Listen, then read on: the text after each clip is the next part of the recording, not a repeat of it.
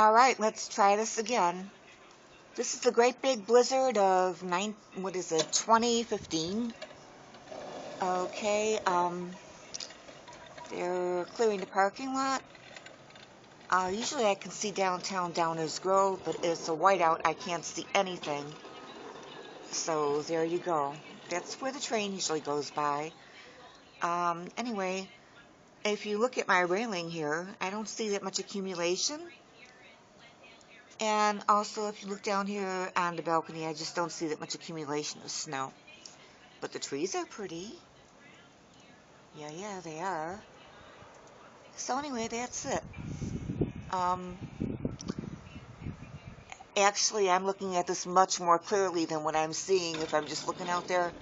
But so that's it. I don't see where the big deal is. But we're supposed to have blizzard conditions for the rest of the day.